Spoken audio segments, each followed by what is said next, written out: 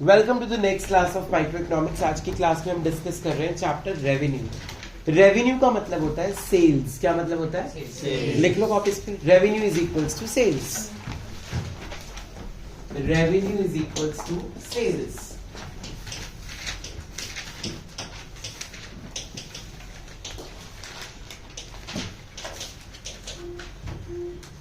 Revenue is equals to sales. अब देखो, मान लो आपका टोटल रेवेन्यू हुआ 10,000 रुपीज। अभी लिखना नहीं, समझो कंसेप्ट को। आपने इसमें से अपनी कॉस्ट माइनस कर दी, वो थी 8,000 रुपीज। तो आपको प्रॉफिट कितना हो गया? 2,000 रुपीज। समझ आ गया? तो रेवेन्यू का मतलब क्या होता है? सेल्स। तो रेवेन्यू में प्रॉफिट इंक्लूडिंग होता है, जैसे कॉस्ट में प्रॉफिट इंक्लूड, रेवेन्यू में प्रॉफिट इंक्लूड होता है। तभी हमने उसमें से कॉस्ट को क्या किया? माइनस, और क्या निकल गया? प्रॉफिट। कॉपीज पे लिख लो फटाफट से इतना। You can also say that revenue is equals to cost plus profit.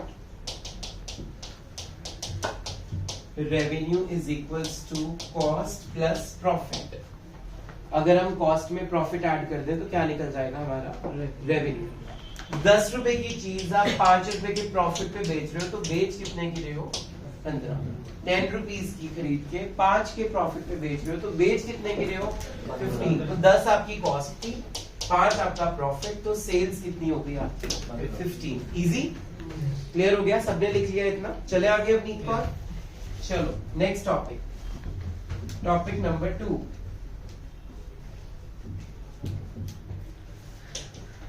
Types of revenue.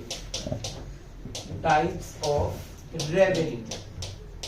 3 तरह का रेवेन्यू होता है। Number 1 TR, that is total revenue.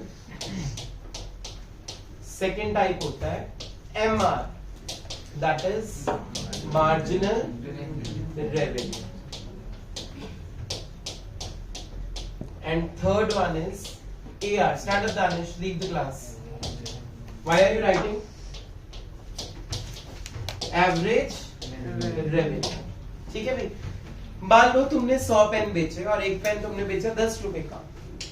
100 pens बेचे और एक पेन कितने का बेच रहे हो? तो तुम्हारी सेल्स कितनी हो रही है? इसका फॉर्मूला क्या बन गया? Quantity into price. तुमने अगर एक होटल खोल के रखा है और तुमने एक पिज्जा 400 का बेचा और 10 पिज्जाज बिके हैं, तो कितनी सेल होगी तुम्हारी? 4,000। ये हो गया टोटल रेवेन्यू। क्या हो गया? Total revenue. मीनिंग क्लियर हो गया? तो टोटल रेवेन्यू की डेफिनेशन क्या बन गई? Amount earn by selling all the units of output. जितना अमाउंट आपने अर्न किया है by selling all the units of the output. कितने पेन बेच रहे हो? 100। तो आउटपुट ये थी 100। एक पेन कितने का बेचा? 10 रुपए का। तो आपके पास पैसे कितने आ गए? 1000। ये हो गया टोटल रेवेन्यू। नेक्स्ट आपको क्या दिख रहा है बोर्ड के ऊपर? Marginal revenue. इसका फॉर्मूला रहेगा TRN minus TRN minus 1। Definition क्या रहेगी इसकी? Marginal revenue is the change in total revenue when one additional unit of output is sold। ठीक है भाई। अगर मान लो मैंने 100 पेन्स बेचे हैं, अब मैंने एक पेन और बेचा और वो 11 रुपए का बेच दिया, तो मेरा TR जो 1000 रुपए था अब हो जाएगा 1011। यस और नो? तो क्या बदला मेरा? TR बदला। पहली लाइन पढ़ो। MR is the change in TR। हुआ चेंज हो? When one additional unit of output is sold। Additional unit means 100 pens के बाद जब आप 101 पेन बेचोगे, उससे जो TR में चेंज आएगा उसको क्या बोलते हैं? MR। क्या बोलते हैं? Speak out. MR। दोबारा से करते हैं। What is total revenue? जितने आपने आउटपुट बेची इनटू प्राइस। ठीक है।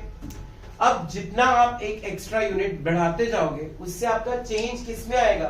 तो उसको क्या बोलेंगे हम? मार्जिनल। जब हमने ये चैप्टर पढ़ा था मार्जिनल यूटिलिटी, वहां पे हमने डेफिनेशन पढ़ी थी MU is the change in TU when one additional unit of output is consumed. फिर हमने चैप्टर पढ़ा प्रोडक्शन, वहां पे हमने डेफिनेशन पढ़ी थी मार्जिनल प्रोडक्ट, वहां पे हमने लिखा था MP is the change in TP when one additional unit of output is produced। कल हमने चैप्टर पढ़ा था कॉस्ट, तो उसमें हमने पढ़ी डेफिनेशन मार्जिनल कॉस्ट, वहां पे हमने पढ़ा था marginal cost is the change in total cost when one additional unit of output is produced. आज हम पढ़ रहे हैं marginal revenue. Revenue is the change in total revenue when one additional unit of output is. तो सारी definition सारे chapters में क्या रहेंगी? सेम। सिर्फ वहां यूटिलिटी थी, फिर प्रोडक्शन थी, आज सेल हो। पहले हमने कंज्यूम किया, फिर हमने प्रोड्यूस किया, फिर हमने प्रोड्यूस किया, आज हमने उसको बेच दिया। ठीक। थर्ड डेफिनेशन इज इसकी है एवरेज रेवेन्यू का फॉर्मूला होगा total revenue divided by output. हमारा टोटल रेवेन्यू कितना आया? 1000। हमने कितने पेन बेचे थे? 100। तो हमारा एवरेज रेवेन्यू क्या है? 10। तो यहाँ से क्या पता लग रहा है कि जो एवरेज रेवेन्यू है वो क्या होता है? प्राइस होता है। Average revenue is the price. तो एवरेज रेवेन्यू की डेफिनेशन क्या लिखेंगे हम? Average revenue is the total revenue per unit of output. क्या डेफिनेशन बन गई? Average revenue is the total revenue per unit of output. मतलब एक पेन कितने का बिका है? अगर आपने 100 पेन बेचे हैं तो एक पेन कितने का बिका है? बोलते नहीं। 1000 रुपए के आपने पेन बेचे और 100 पेन बेचे तो एक पेन कितने का बिका है? तो average revenue is the price itself. क्या बोल सकते हो आप? Average revenue is the price itself. Clear? ठीक है, लिखने की जरूरत नहीं है, हम बहुत चैप्टर्स में पढ़ा है ऑलरेडी। TU, MU, फिर TP, MP, AP, फिर TC, MC, AC। आज हमने पढ़ा TR, MR and AR। Clear हो गया? ओके, इसे याद कर लेना क्योंकि अभी ओरल टेस्ट होने वाला है बहुत जल्दी। नेक्स्ट टॉपिक इज, ये कॉपीज पे लिखना है सबने, relationship between TR, AR and MR। Relationship between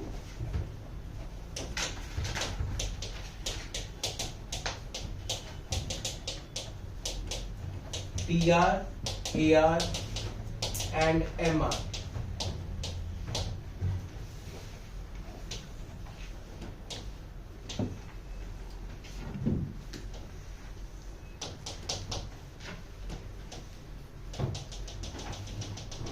diagram बना लो।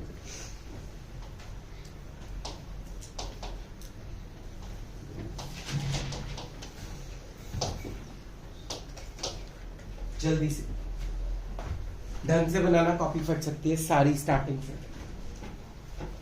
जहां पे TR मैक्सिमम वहीं पे MR को 0 करोगे आप। ये पहाड़ पे इज इट राउंड प्रॉपर्टी? देख ऐसे शेप है, स्टील बिल्कुल। Hurry up. Okay, very first point,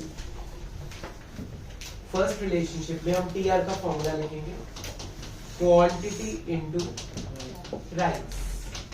second point में हम MR का फॉर्मूला लिख लेते हैं TRN minus TRN minus 1।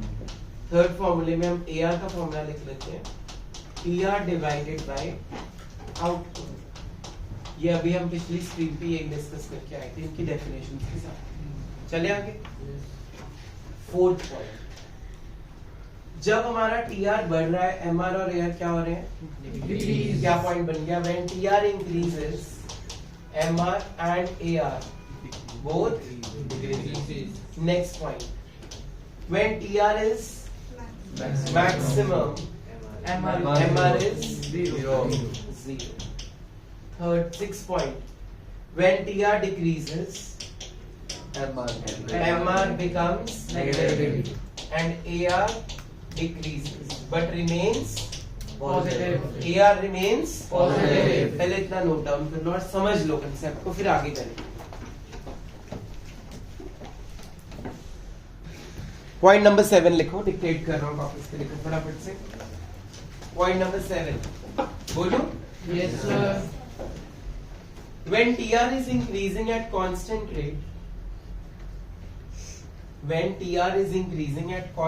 rate, MR should be constant. MR should be constant. When TR is increasing at constant rate, MR should be constant. लिख लिया? Yes, इसको sir. Prove करते हैं. देखो, TR है 5, 10, 15, 20, 25. बढ़ रहा है TR? Yes, sir. Constant rate पे बढ़ रहा है. 5, 5, 5, 5, 5, 5. यस और no? Yes, sir. MR calculate करो. 5, 5, 5, 5. माइनस करते जाना होता है. यस और नो? Yes, sir. तो यही लिखा है तुमने. When TR increases at constant rate, MR should be Constant. अब एक वर्ड लिख लो, इसका मीनिंग बाद में बताऊंगा. Under perfect competition. अंडर, इसी पॉइंट के साथ, अंडर परफेक्ट कॉम्पिटिशन. इसका मतलब बाद में बताऊंगा मैं. What is perfect competition? I will discuss it later.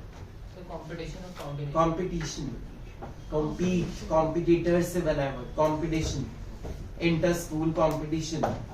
ठीक है भाई? क्लियर? इसका मीनिंग मैं बाद में बताता हूँ. पॉइंट समझ आ गया? Yes, sir. जब TR बढ़ेगा कांस्टेंट पे तो MR क्या होगा? कांस्टेंट. Constant. कि TR जो MR है वो कैसे निकलता है? TRN माइनस तो वो 5, 5, 5, 5 कांस्टेंट आ गया. पॉइंट नंबर 7 को मार्क कर लो. Important. 8 write down. When TR is increasing at diminishing rate,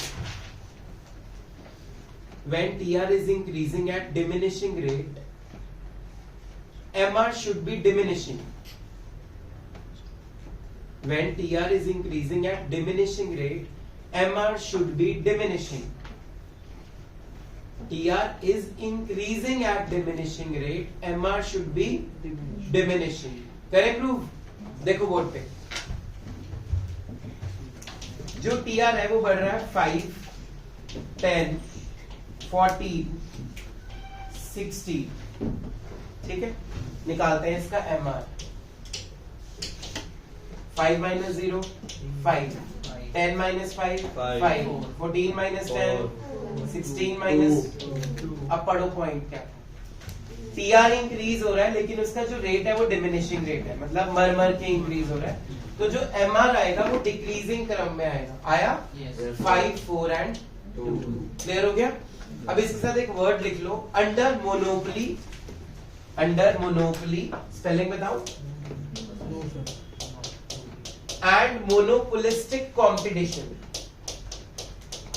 monopolistic competition. इनका meaning I will tell you later. Monopoly and monopolistic competition. Is it clear? Yes, sir. कितने points हो गए अभी तक? 8. Write on number 9. When AR is decreasing,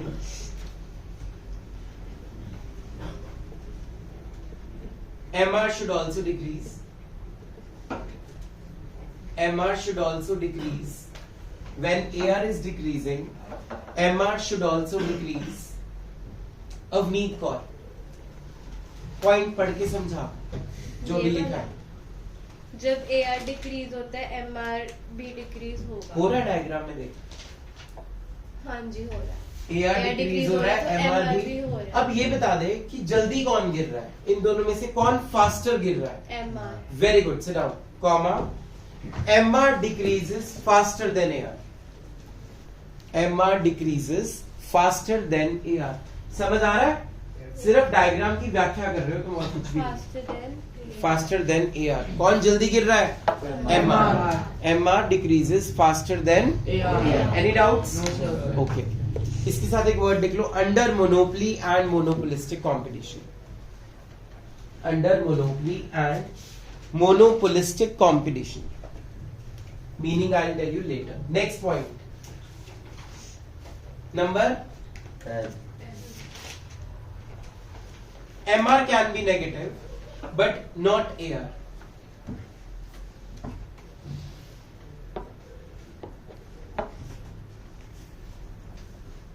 MR can be negative but not AR. AR. That's it. This is the relationship of TR, AR and MR. Okay.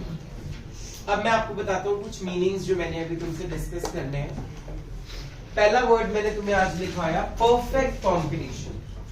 क्या word लिखवाया बोलो? Perfect competition. इसका मतलब क्या होता है सुनो. Large number of buyers and sellers selling homogeneous products.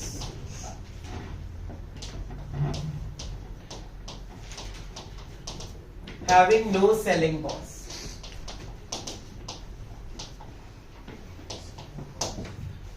ठीक है जी. And the main point of this feature, this perfect competition is they are price takers. चारों पॉइंट्स ध्यान से पढ़ो और समझो. Large number of buyers and Sellers. हम एक एग्जांपल लेते हैं सेक्टर 22 या 15 की मार्केट का. गए हुए हो सब लोग? है वहां पे बायर ज्यादा, है वहां पे सेलर ज्यादा, चल रहा है ये फीचर उस पे. चलो जी अगला पॉइंट पढ़ो. Homogeneous products. होमोजीनियस का मतलब होता है सेम. मान लो हार्दिक ने एक शर्ट देखी किसी एक शॉप पे, क्या वो अगली शॉप पे सेम शर्ट नहीं मिलेगी? मिल जाएगी. उसका क्वालिटी, उसका प्राइस, उसकी क्वांटिटी भी बिल्कुल क्या होगी? होता है ना ऐसा. तो ये वाला पॉइंट भी इस पे चल रहा. Third, no selling cost. कभी देखा है 22 की मार्केट की एड आ रही है टीवी पे? तो they do not incur advertisement cost. ये सेलिंग कॉस्ट इंकर नहीं करते. Last point very very important, they are price takers. इसका मतलब ये होता है मान लो प्रिंस, मोक्ष, चाहत और अक्षता की शॉप है वहां पे. चारों आपस में कॉम्पिटिटर्स हुए. यस और नो? Yes, sir. अगर प्रिंस ने वही शर्ट हार्दिक को 600 रुपए की बोल दी लास्ट रेट, और वो मोक्ष की दुकान पे जाके बोलता है वही सेम शर्ट मंगवाता है, मतलब निकलवाता है शॉप से, और वो कहता है 550 रुपए दे दो, तो क्या हार्दिक इससे सामान खरीदेगा या नेक्स्ट वाले से खरीदेगा? अच्छा चलो अगली शॉप पे जाते हैं. अक्षता की शॉप पे वो कहती है 550. अगली शॉप पे गया चाहत की, वो भी कहती है 550. मतलब एंड में तीनों का लास्ट प्राइस क्या है? 550. तो वो खुद अपना प्राइस नहीं डिसाइड करते. They are price takers. जो आपस में मिलके इन्होंने एक बार ही डिसाइड कर लिया कि हम इससे सस्ता नहीं बेचेंगे, तो वो नहीं बेचेंगे क्योंकि उनको वारा नहीं खा रहा, उनको प्रॉफिट नहीं हो रहा बाकी में. और प्रिंस ने अपना कस्टमर कैसे लूज कर दिया? वो चाहता था कि मैं 50 रुपए एक्स्ट्रा कमा के दिखाऊं, लेकिन वैसा नहीं हो पाया. लॉन्ग रन में नहीं होता. कस्टमर को पता लग जाता कि कौन सी चीज कहां पे कितने की है. क्लियर? तो इसका मतलब होता है परफेक्ट कॉम्पिटिशन. अगला वर्ड हमने लिखा आज मोनोपोली. लिखा? Yes, sir. मोनोपोली क्या होता है? Monopoly means one seller and large number of buyers. Just one seller. Number 2, price discrimination. इसका मेन फीचर है. Price discrimination is the main feature of monopoly. अब पहले मैं इस पे एक्सप्लेन करता हूं, बाद में लिखना. वन सेलर का एग्जाम्पल इंडियन रेलवेज. कल को गौरांग का दिल करता है मैं रेलवे लाइन बनवा लूं अपने घर से विराज के घर की. पॉसिबल है? It is in the hands of government only. इसका वन सेलर हो गया. Large number of buyers. सब लोग रेलवेज पे, ट्रेन पे ट्रैवल करते हैं. बहुत सारा जो है जनता हमारी कंट्री की रोज अपने ऑफिस में भी ट्रेन पे जाना प्रेफर करती है, क्योंकि बाकी ट्रैफिक बहुत कंट्री में इंक्रीज हो रहा है, स्पेशली दिल्ली, बॉम्बे, बैंगलोर, जितनी भी मेट्रोपॉलिटन सिटीज हैं. You know the meaning of metropolitan? Metropolitan means जहाँ पे नाइट लाइफ होती है, जहाँ पे रात को भी काम होता है. ठीक है, ओके. सेकंड पॉइंट पढ़ो, क्या है? प्राइस डिस्क्रिमिनेशन का मतलब होता है मान लो मैंने अवनीत को ज्यादा प्यार किया और सान्या को नहीं किया. ये डिस्क्रिमिनेशन है. तो अब क्या गवर्नमेंट अपनी रेलवेज में डिस्क्रिमिनेट करती है? बिल्कुल करती है. जिसने एसी टायर बुक करना है उसकी टिकट महंगी होगी, जो जनरल डब्बे में जाएगा उसकी टिकट जाना एक ही जगह पे, लेकिन प्राइसेस क्या होंगे उनके? डिफरेंट. तो इसको बोलते हैं मोनोपोली. क्या बोलते हैं? अब मान लो अगर पूरे मोहाली में सिर्फ कॉमर्स ट्यूशन का टीचर अगर मैं ही होता तो तुम्हारी फीस क्या हो जाती? हायर. वो मोनोपोली बन गई थी. क्लियर हो गया? थर्ड हमने वर्ड पढ़ा आज, मोनोपोलिस्टिक कॉम्पिटिशन. क्या पढ़ा? Monopolistic competition. इसके मेन फीचर्स क्या होते हैं? Number 1, large number of buyers and sellers. And the second and the main one is product differentiation. Product differentiation. And the third feature is selling cost. जितने भी दुनिया में ब्रांड्स हैं वो सारे क्या है? Monopolistic competition. The best example is Adidas and Reebok. Both are sports, both are included in sports, yes or no? Yes, sir. अब पहला पॉइंट पढ़ो, large number of buyers and large number of, बहुत जगह पे इनके outlets होंगे, yes or no? Over the globe होंगे, सिर्फ इंडिया में ही आपको कहीं भी मिल जाएंगे. Second, product differentiation. दूर से ही पता लग जाएगा ये एडिडास का प्रोडक्ट है, ये रीबॉक का प्रोडक्ट है, क्योंकि उस पे उनका क्या होता है? साइन लोगो, जिसको आप बोलते हैं. थर्ड, क्या इनकी एडवर्टीजमेंट होती है? बिल्कुल होती है. They do their advertisements a lot by some players and some other stuff, तो they incur selling cost. और perfect competition selling cost नहीं करता, लेकिन monopolistic competition selling cost करता. 3 चीजें पढ़ी हमने आज. क्या क्या? Perfect competition, monopoly and monopolistic competition. ये आगे एक चैप्टर है पूरा, उसमें अब आपको हेल्प हो जाएगी, वो इजी लगेगा. चले आगे. नेक्स्ट टॉपिक जो कॉपीज पे लिखने वाला, लिखो रेवेन्यू कर्व्स. Revenue curves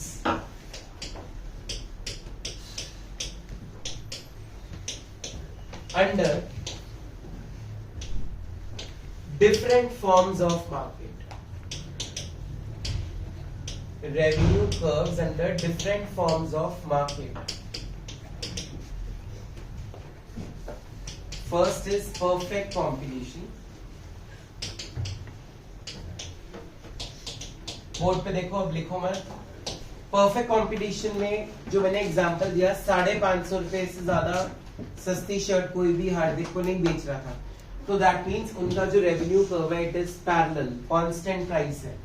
550 का ही पहली शॉप पे, दूसरी शॉप पे और तीसरी शॉप पे. इसलिए जो एवरेज रेवेन्यू होता है वो किसके इक्वल होता है? यहाँ पे मार्जिनल रेवेन्यू. किसके इक्वल होता है? ये बस याद करना है. अगर पेपर में 1 मार्क में क्वेश्चन आ जाए, what is the revenue curve under perfect competition? It is straight line, horizontal line parallel towards x-axis where AR is equals to MR because these are price takers. ये था ना third feature कि तीनों ने मिलकर decide कर लिया इससे सस्ता हम नहीं बेचेंगे किसी को भी. ठीक है, फटाफट बनाओ पहले परफेक्ट कंपटीशन का डायग्राम जल्दी से, पहले make it fast. Okay, next curve बनाएंगे हम मोनोपोली. मोनोपोली में कुछ ऐसा दिखेगा आपका डायग्राम, और मोनोपोलिस्टिक में क्योंकि ये सेलिंग कॉस्ट करते हैं, थोड़ा सा फ्लैटर बनेंगे इसमें. फ्लैटर मीन सोए हुए, और इसमें थोड़ा सा स्टीपर. बस यही फर्क होता है दोनों की कर्व्स में, क्योंकि ये सेलिंग कॉस्ट करते हैं, ये लोग सेलिंग कॉस्ट. अब रेलवेज की तो कोई सेलिंग कॉस्ट है ही नहीं. समझ आ गया? तो इसलिए स्टीपर बनाना है और इसका फ्लैटर. स्टीपर मीन सीधा गिरेगा, फ्लैटर मीन्स आराम से गिरेगा. जल्दी बनाओ डायग्राम्स. चलो जी, नेक्स्ट टॉपिक राइट डाउन.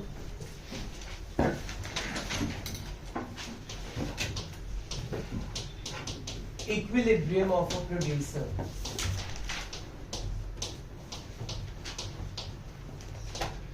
एक प्रोड्यूसर का मेन मोटिव क्या होता है?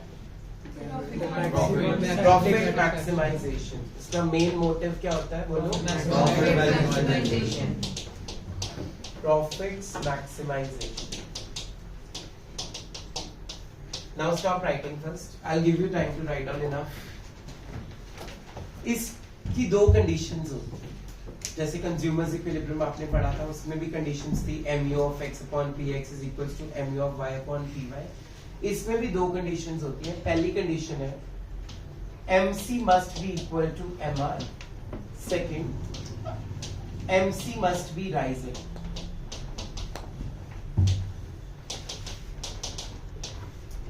मार्जिनल कॉस्ट किसके इक्वल होनी चाहिए?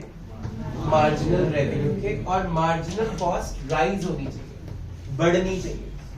कैसे? मान लो मेरा ये मार्जिनल रेवेन्यू है परफेक्ट कंपटीशन के अंदर, जो 550 वाला एग्जांपल मैंने तुम्हें दिया। मार्जिनल कॉस्ट की शेप आपने कल ही पढ़ी थी, इट इज यू शेप, वो बना दी मैंने। जहां पे ये दो पॉइंट्स को इंटरसेक्ट कर रही है, इन दोनों में से एक इक्विलिब्रियम पॉइंट है। दोनों इक्विलिब्रियम नहीं हो सकते, there should be only one equilibrium point. Let it be OQ1 and OQ2, ठीक है। Q1 and Q2 is quantity, ठीक है, समझ आ गया। अब एक प्रोड्यूसर अगर OQ1 यूनिट्स बेचेगा तो क्या वो इक्विलिब्रियम पे होगा, या OQ2 पे बेचेगा तब वो इक्विलिब्रियम पे होगा। कंडीशन पढ़ते हैं। पहली कंडीशन क्या है, MC must be equal to, तो यहाँ पे देखो ये यहाँ पे भी इंटरसेक्ट हो रहा है, यहाँ पे भी इंटरसेक्ट हो रहा है, मतलब पहली कंडीशन पॉइंट A पे भी सेटिस्फाई होगी, पॉइंट B पे भी सेटिस्फाई होगी, यस और नो। अब दूसरी कंडीशन देखते हैं, MC मस्ट बी, क्या वो यहाँ पे राइज कर रही है? No, sir. राइज कहाँ कर रही है? B. तो इक्विलिब्रियम पॉइंट ये। अब तुम्हारे माइंड में पता नहीं क्वेश्चन क्यों नहीं आया, खर्चा बढ़ रहा है तो इक्विलिब्रियम कैसे? एक सेइंग है पुरानी, अगर अमीर होना है तो पहले अपने खर्चे बढ़ा दो। If you want to get rich, increase your expenses. ऐसा क्यों? ताकि उन एक्सपेंसेस को पूरा करने के लिए आप मेहनत करो और फिर और अमीर हो जाओ। एक प्रोड्यूसर का मेन मुद्दा क्या होता है? अमीर होना, प्रॉफिट्स कमाना। तो अपनी कॉस्ट बढ़ाए पहले। कॉस्ट कब बढ़ेगी? जब प्रोडक्शन बढ़ेगी। प्रोडक्शन बढ़ेगी तो सेल्स भी अपने आप ऑटोमेटिकली बढ़ जाएगी। अब इसको हम प्रूव करते हैं कि why this should be the equilibrium, but before that proof फटाफट से लिख भी लो और डायग्राम भी बना लो। चलो जी, let's prove it how MC should rise and you will get maximum profits. Cost बढ़ने से प्रॉफिट कैसे हो सकता है उसको प्रूव करते हैं। लिखो इसकी ड्यू कॉपी पे जल्दी से। लिखो जी, पहला column number of pens sold, number of pens sold, number of pens sold, इसमें डाल दो 1 से लेके 11 तक। 11 पेन बेचेंगे हम, हॉरिबल। कॉलम बनाना है, नंबर ऑफ पेन्स सोल्ड 1 से लेके 11 तक। सेकेंड कॉलम लिखो marginal revenue, MR। Marginal revenue same रखना है सबके अंदर, 12 रुपीज, क्योंकि देखो मार्जिनल रेवेन्यू की कर्व क्या है? सेम कांस्टेंट है, तो सब में मैंने क्या एज्यूम कर लिया? 12 रुपीज का एक पेन हम बेचेंगे, ठीक है। yes, अब लिखो marginal cost. Marginal cost curve की शेप क्या होती है? तो इसको कैसे बनाएंगे? पहले इसको डिक्रीज करेंगे, फिर एक मिनिमम पॉइंट लाएंगे, फिर दोबारा से क्या कर देंगे? इंक्रीज। लिखो MC। 15, 12, 10, 9, 8, 7, 8, 9, 10, 12, 15। I repeat 15, 12, 10, 9, 8, 7, 8, 9, 10, 12 and 15. Done? yes, एक बार ये डाटा बोल दो, मैंने बोर्ड पे लिखना है। सबसे पहले हमारे पास नंबर ऑफ पेन्स कितने हैं? 11 पेन्स बेचेंगे हम। 1, 2, 3, 4, 5, 6, 7, 8, 9, 10 and 11। जिसनूर MR कितना है? 12। ये सब में क्या रहेगा?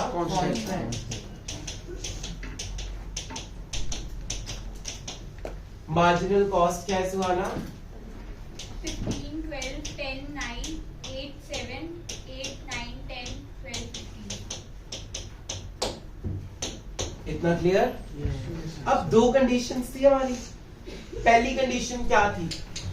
MC should be equal to, check करते हैं, इस यूनिट पे है एंड इस यूनिट पे भी है, ठीक है। 12, 12 इक्वल है, यस और नो? yes, sir. अब रेवेन्यू होती है अर्निंग्स और कॉस्ट होता है हमारा एक्सपेंस। अगर एक प्रोड्यूसर 2 पेन बेचेगा सिर्फ, तो उसको कितनी अर्निंग होगी? चेक करो। 2 पेन्स बेच के वो कितने रुपए कमा रहा है? 12 into 2 कितने कमा रहा है? 24। और उसका खर्चा यहाँ पे क्या है? बोलते नहीं, 27 रुपीज। 15 और 12 खर्चा कितना हो गया? 27 रुपए।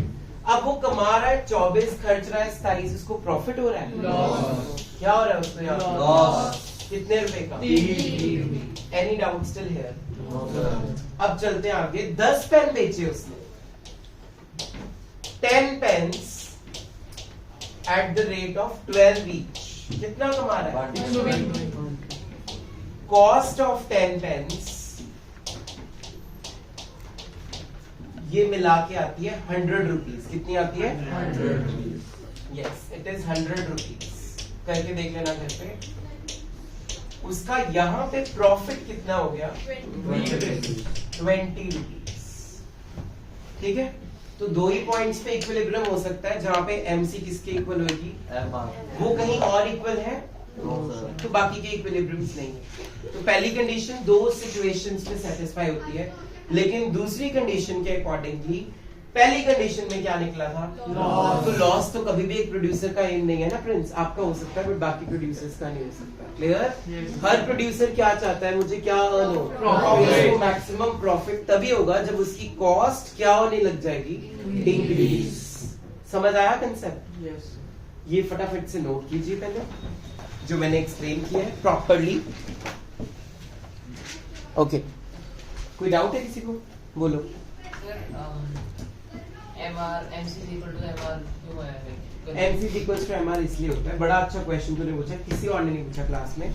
इसका मतलब होता है जो हम कमा रहे हैं ना, जो रेवेन्यू आ रहा है, एटलीस्ट जो हम खर्च कर रहे हैं वो रिकवर हो जाए। फॉर एग्जाम्पल तूने एक शॉप खोली, तूने क्या खोली? एक शॉप। तूने उस पर कुल मिला के 1.5 लाख की इन्वेस्टमेंट की। अब जो तेरी सेल्स है, क्या उसमें से 1.5 लाख भी रिकवर नहीं कर पाएगा? तो अगर तू नहीं कर पाएगा तो अपना बिजनेस क्या कर देना चाहिए? तेरे को बंद कर देना चाहिए, शट डाउन कर देना चाहिए, क्योंकि तुम इतना भी वापस नहीं ले पा रहे हो तो बिजनेस क्यों खोला? तो अगर तुम अपना रेवेन्यू में से कॉस्ट रिकवर कर पा रहे हो तब तुम्हें वो बिजनेस को कंटिन्यू करना चाहिए। इसीलिए पहली कंडीशन क्या थी? MC should be equal to MR। और मैंने बताया था MC वेरिएबल कॉस्ट होती है। वेरिएबल कॉस्ट जो है वो रिकवर हो जानी चाहिए। जो हमारा रोज का खर्चा है वो इजीली हमारी सेल्स में से रिकवर। अब मान लो मेरी जैसी शॉप है, ठीक है, अब रोज का खर्चा क्या है शॉप का? जो हमारे सर्वेंट्स है उसको क्या देनी होती है हर महीने? सैलरी। इलेक्ट्रिसिटी का क्या देना होता है? बिल। तो अगर इतनी भी सेल नहीं हो रही कि तुम वही नहीं निकाल पा रहे हो तो शॉप खोलने का फायदा है? नो। तो that's why it says MC should be equal to MR। Good question for the first time in life. Okay, moving further, मैंने आपको डायग्रामेटिकली ऐसे समझाया था अभी कि जो MR है वो क्या है? कांस्टेंट। और जो MC है वो क्या थी? U shape. दो पॉइंट्स थे इक्विलिब्रियम के जिसको मैंने नाम रखा था OQ1 एंड OQ2। मैंने प्रूव कर दिया कि इक्विलिब्रियम यहाँ पे है। यस और नो? मुझे ये बताओ इक्विलिब्रियम यहाँ पे क्यों नहीं है?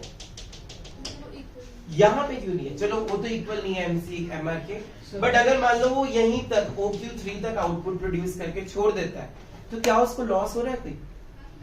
देखो, इतना रेवेन्यू वो और अर्न कर सकता है जो मैंने शेड किया है पोर्शन। रेवेन्यू का ऊपर है ना, कॉस्ट का नीचे है ना, तो यहाँ पे अगर वो मान लो इतना ही प्रोडक्शन करके बेच देता है और प्रोडक्शन इतनी नहीं करता तो इतना वो और अभी कमा सकता था। यस और नो? Yes, sir. तो he will be deprived of this revenue. Deprived मतलब उसको नहीं मिलेगा ये। He will be deprived from his revenue। वो और कमा सकता है अगर वो कम प्रोडक्शन करता है। समझ आया?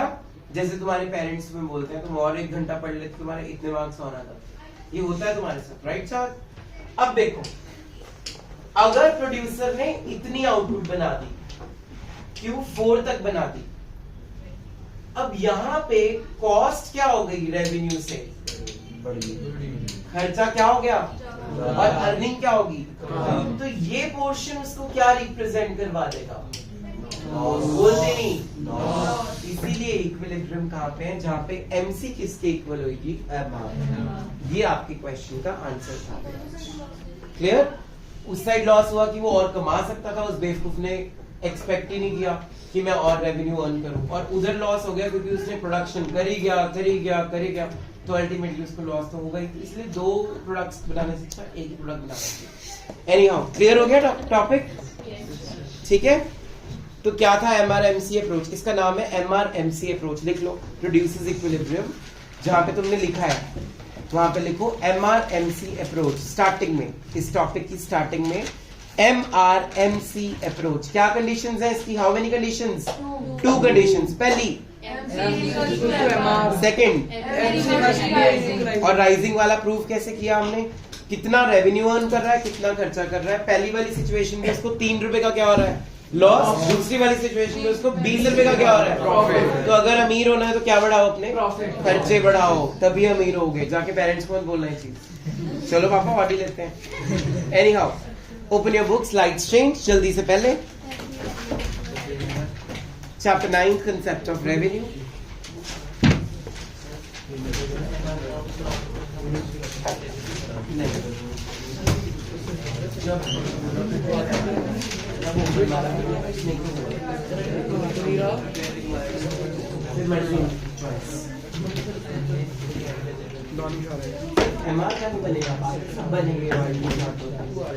चले आगे। चलो भी, पहले पेज पे आपको मिलेगा व्हाट इज रेवेन्यू, टिक कर लो, हो गया। अगले पेज पे आपको मिलेगा टोटल रेवेन्यू की डेफिनेशन फोकस जोन में और इसका फॉर्मूला, फिर मार्जिनल रेवेन्यू की फॉर्मूला और इसकी डेफिनेशन, फिर एवरेज रेवेन्यू की डेफिनेशन, फिर ना एक टॉपिक मिलेगा लेट अस बी प्रैक्टिकल, उसको काट दीजिए, वो नहीं करना हमने। फिर होगा charts favourite topic few more relationship, काट दीजिए, ये भी नहीं करना। पेज नंबर 231, मैंने आपको इसमें से परफेक्ट कंपटीशन का डायग्राम बनवाया कॉपी पे, उस पे टिक मार लो। राइट साइड पे बना हुआ है पैरेलल टुवर्ड्स एक्स एक्सिस पे, सिर्फ ये वाला, बाकी पे कट कर दो, बाकी सिलेबस में नहीं है आपके। ठीक है, page number 232, is it new book in my hand?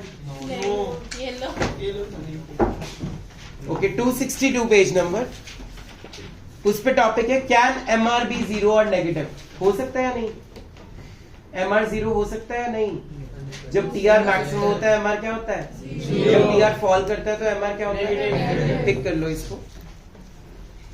Page number 263 पे आपको क्या मिलेगा? Diagram of TR, AR and MR, और ये हमने कर लिया, इसको टिक कर लीजिए। 264 पे आपको इसके रिलेशनशिप्स मिलेंगे, बहुत सारे पॉइंट्स, ये हमने कॉपी पे ऑलरेडी सारे लिख लिए, टिक कर लीजिए इसको। Page number 265, revenue curve under perfect competition, देखो बनाइए उन्होंने नीचे curve, parallel towards which axis, tick कर लीजिए। With this your chapter is complete. Next chapter भी हो गया हमारा, खोलो chapter number 10, producer's equilibrium.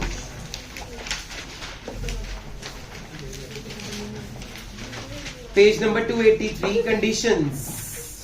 283 page number पे कंडीशंस, आपने सिर्फ 2 कंडीशंस लिखनी है। पहली, MR इज इक्वल्स टू, शाबाश, कहता है MR is equals to MR। Second, MC should be rising. Next page 284, यही टेबल हमने कॉपी पे लिखा है, टिक करो, मुझे क्या देख रहे हो? 285 पे उन्होंने 2 सिचुएशंस को देखो समझाया है। पहले में लॉस निकाला होगा 3 रुपीज का, निकाला है, फिर टिक करो। अगले में प्रॉफिट निकाला होगा 20 रुपए का। पेज नंबर 286 पे इसका डायग्राम है जो हमने कॉपीज पे बना लिया, यस और नो?